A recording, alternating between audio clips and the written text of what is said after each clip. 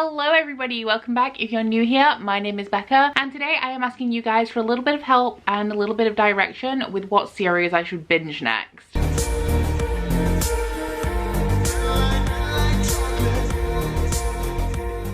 So I have a vlog series that I started in summer last year where I binge a series in a week, and the last one I did was a selection series by Kira Cass, and the reason that I did that is because when I filmed my bookshelf tour, a ton of you guys told me you wanted to see me do the selection series. And also when I did my bookshelf tour, I realized that there are quite a few series that I've had on my shelf for a number of years where I own the entire series and I haven't even started it. So today I have 10 series to show you guys, actually 11 because I have one that's on its way to me very shortly. So I have 11 series to talk to you guys about where I own every single book in this series, but I have not started it. Now there may be follow-up rounds to this video because I also have a whole ton of series where I've read book one or like a couple of books in the series if it's a longer series, but I own the rest of the books and I have not continued. An example of that would be like the Sucky Stackhouse series by Charlene Harris or Serpent and Dove by Shelby Mahurin. And I also have a whole ton of series where I own the majority of the books but not quite all of them. So an example of that would be Falling Kingdoms by Morgan Rhodes, where I own books 1 to 5 but I don't have book 6. Or the Anita Blake Vampire Hunter series by Laurel K. Hamilton, where I own books 1 to 12, book 14, book 16 and book 18. So I was going to put them all into one video, but when I realized how many I own, I decided that I would split them down a little bit. I'm prioritizing the ones where I own all of the books and haven't started, and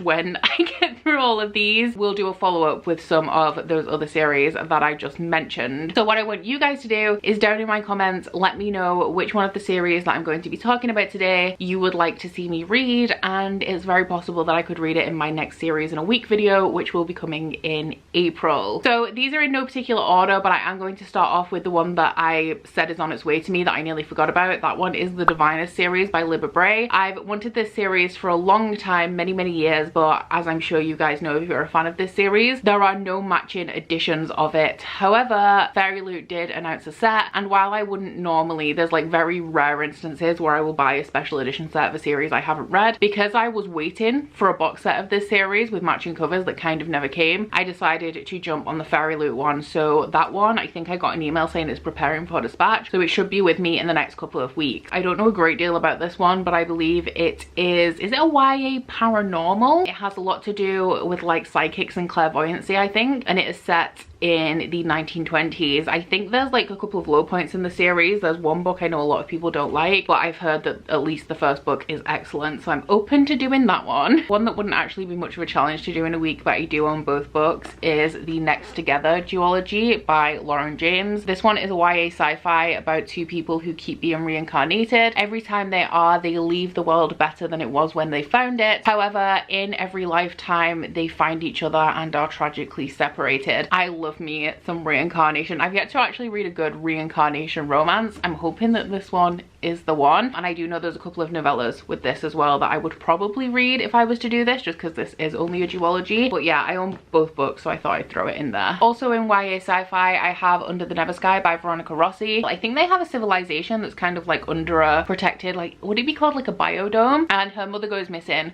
so she would like to set out and find her, but she's worried about her survival on the outside of this dome. That is all I know about this one. I picked them up for £1 each. These two came from the works. This one is from a charity shop. I know very little. One that technically shouldn't be in here, but I decided to throw it in anyway, is the Darker Shade of Magic series by V. Schwab. This is the normal collector's editions with the Illumicrate dust jackets over the top, if you're wondering why they look a little bit different. But I have actually already read the first 2 books in this series. I think I read them in 2015 before the 3rd book was released, and I did enjoy them, but not enough to prioritize the 3rd book when it was released. So I think I read it the year that A Gathering of Shadows was released, so I had a year wait, and by the time the year was up I just lost interest a little bit. I do like this series, but I remember at the time that I read it everyone was obsessed with it and I didn't quite get the hype. So at this point I remember next to nothing about the first 2 books in this series, so I'm completely open to going into this from scratch as though I've never read it before, which is why I did decide to include it in this video. But it is a fantasy series from V. Schwab job following a guy called Kel who can move through different versions of London. So he is from Red London, where there is magic, and then I think White London is where magic is dying. There's also Black London, which I think the magic got a bit too much and it destroyed the world. And there's Grey London, which is like everyday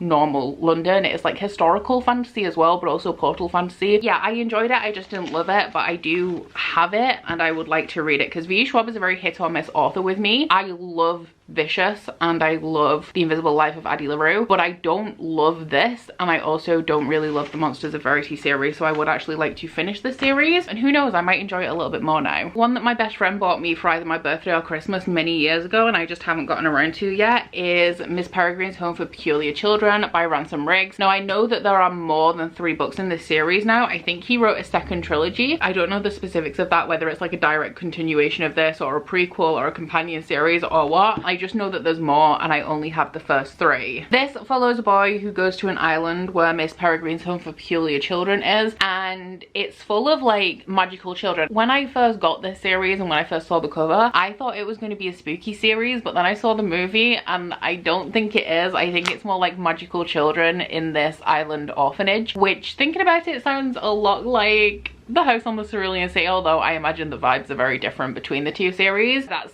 pretty much all I know about it. I don't remember the movie very well either, but will this be a quick read? Maybe, because there's a lot of photographs in it, but the text isn't like overly large. One that I know you guys want me to read is the Daughter of Smoke and Bone trilogy by Laini Taylor. I read Strange the Dreamer back in like 2017. It was like my favorite book ever. So I got these. These are the out of print original UK hardbacks, and I still haven't read this series. So this follows a girl called Karu who does she attend an art school in Prague? But I think she's also a messenger for a chimera. I believe that this ties to Strange the Dreamer in some ways. Something to do with the end of Muse of Nightmares, I think. And there is a quote from the series that I have on a lot of merch from subscription boxes. I think it's something like, once upon a time an angel and a demon fell in love, which has me real intrigued. So yeah, I really want to read this series. If you guys pick this one, cannot promise it'll be a week. I might stretch it to 2 weeks because I don't want to rush this one because I anticipate that I will really love it. So I mean, I'll read it as fast as I can, but I'm not going to push the pace at the risk of losing enjoyment, if that makes sense. Speaking of ones that will probably take me longer than a week and that I definitely don't want to rush, we also have the Greenbone Saga by Fonda Lee. This is the Illumicrate special editions. Once again, do not normally buy special edition sets of series that I haven't read, but I've heard so many great things about this series and so many people who know my reading tastes think that I'm gonna really love this, that I thought it was worth the risk. And I did this once with Red Rising. I had a feeling I was gonna really love Red Rising, so I got the special edition set from Fairy Loot. Turns out it's now one of my favorite series of all time, so I do have a good track record of doing this. I mean, it's only 1 for 1, but maybe we'll make it 2 for 2. So this one I think is an urban fantasy that is set on an island, and this island produces jade, which I think is a drug-like substance, but it has something to do with magic, like it enhances magic or something like that. And we have 2 warring gangs that are trying to control the jade on this island. I've heard that I'm gonna love, what's the guy called? Is it Hilo? I nearly said Kylo, but that's Star Wars. I think it's Hilo. I've been told that I'm gonna love him, and I've seen people's reactions to like just these books in general where they're shocked, and that is something that I really love. I love dramatic plot twists that are gonna shock me with characters that I really can root for and I'm really invested in, and I think the series is going to provide that. So I'm desperate to read this, but this will definitely take me longer than a week because this one on its own is 715 pages. So I definitely don't want to rush these. I want to take my time, but I am willing to do like a longer vlog for this series. Something I've had for a while that Amanda Boucher actually recommended to me as like a romantic fantasy series, which I assume that a lot of these fantasy series have romance in them, but I don't know how dominant it is. But that is the first 3 books in the Chronicles of Ixia by Maria V. Snyder. Now I know that there's 9 books plus novellas in the Chronicles of Ixia series so far, but I believe that they're sets of trilogies, so there's 3 trilogies in total plus those novellas. So I only own the first 3, but this is the Poison Study trilogy, so I would probably read this and the novellas that go in between these books and then move on to the next trilogy. So all of these are different editions as well, which is really frustrating. So as you can probably tell, I picked them all up secondhand, but I have Poison Study, Fire Study, and magic study. This one seems quite political, but it is about a girl called Elena who is about to be executed, but just before her execution she is pardoned, or like taken away from execution. She's still kept as like a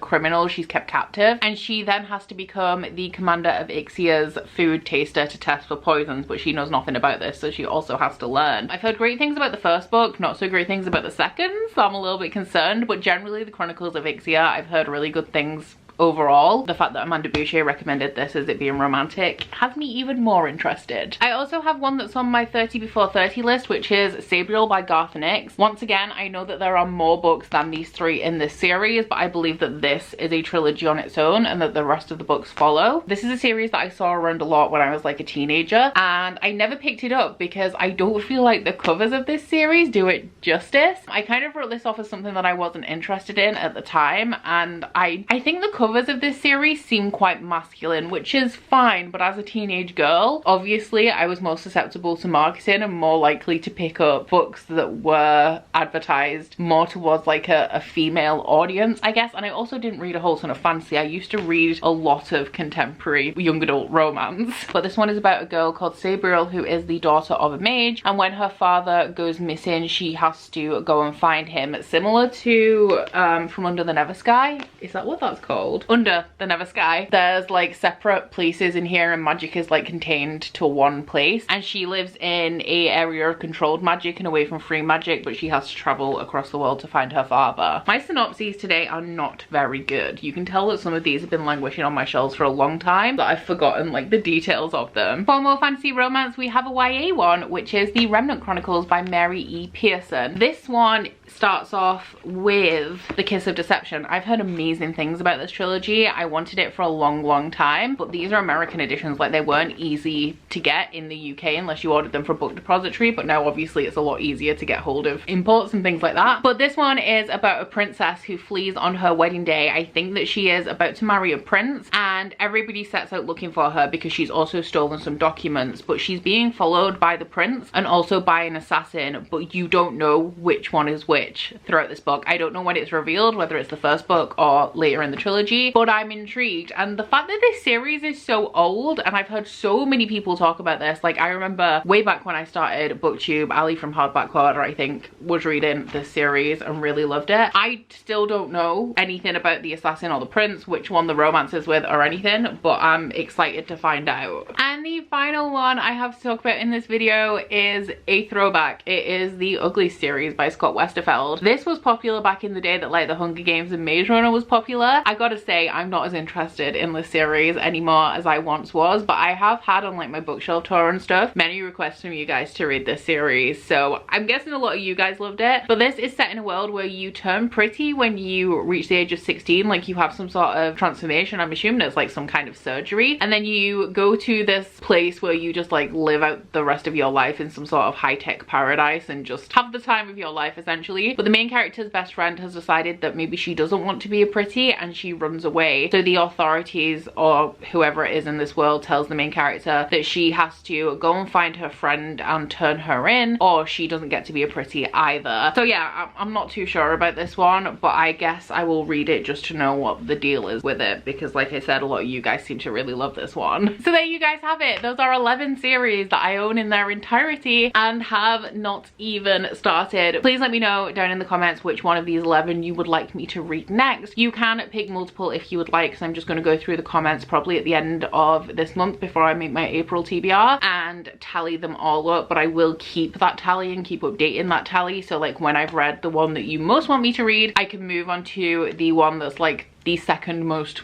voted for and just work my way through the list like that. But aside from that, guys, please don't forget to like this video if you liked it and subscribe if you wanna. If you head into my description box, you'll find a link to my Goodreads, Instagram and Twitter if you'd like to follow me on any of those, as well as a link to my Bookish Candle website, the Instagram for that, and a 10% off discount code. So that's it from me today, guys. Bye! Oh, you bite your friend like chocolate. You say you will go where nobody knows, with guns hidden under our petticoats.